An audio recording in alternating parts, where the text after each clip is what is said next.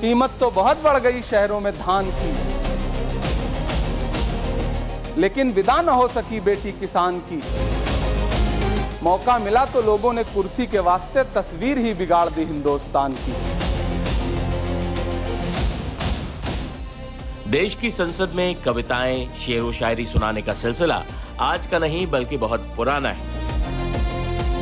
वर्तमान संसद में भी हर तरह के शायर मौजूद हैं। आरपीआई सांसद रामदास अठावले की तुकबंदी जहां मशहूर है, तो वहीं कांग्रेस के सांसद इमरान प्रतापगढ़ी तो बाकायदा प्रोफेशनल शायर हैं। महाराष्ट्र से कांग्रेस के राज्यसभा सांसद इमरान प्रतापगढ़ी ने जब शायराना अंदाज में ग्रामीण भारत की समस्याएं सामने रखी, तो उसने सदन में सब वाहवाही लूटी। देखिए राज्यसभा में कांग्रेस सांसद इमरान प्रतापगढ़ी का शायराना अंदाज। धन्यवाद सभापति महोदय। मैं रूरल डेवलपमेंट पर अपनी बात रखने के लिए खड़ा हुआ हूं।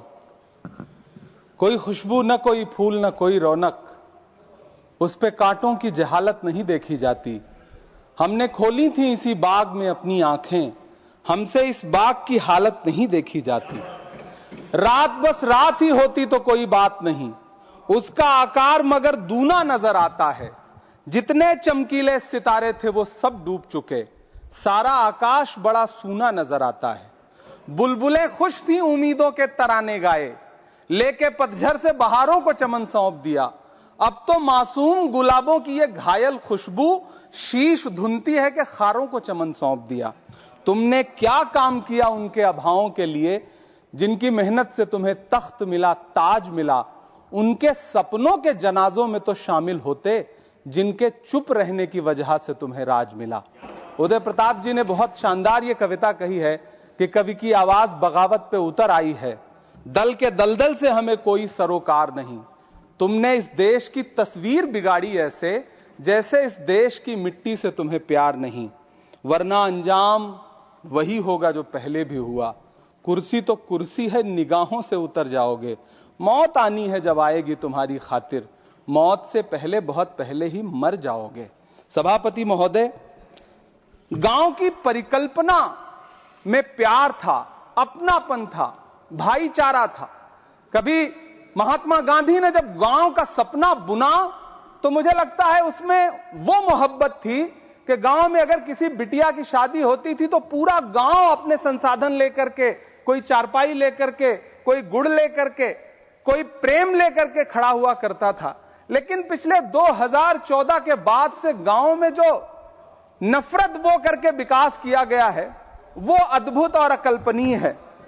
हालत यह है, हम जिस गांव में पैदा हुए, उन गांव में कोई सीताराम चाचा, कोई भगवती चाचा हम लोगों की उंगली पकड़ करके चौराहों पर हमें मिल जाता था, आशीर्वाद भी देता था और डांटता भी था।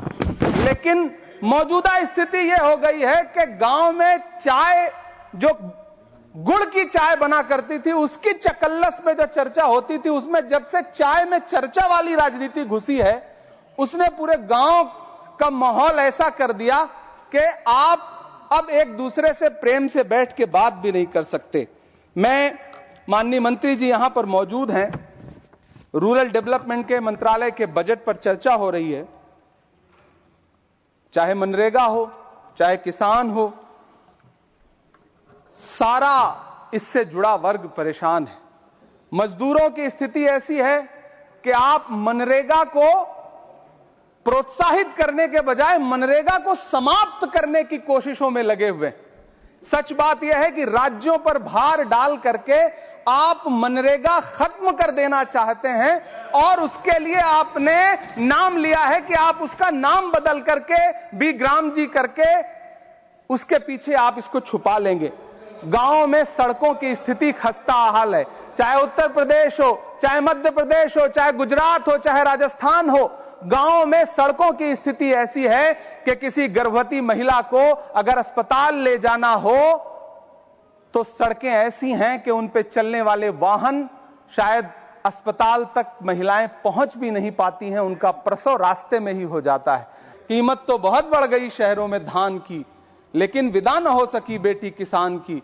मौका मिला तो लोगों ने कुर्सी के वास्ते तस्वीर ही बिगाड़ दी हिंदुस्तान की।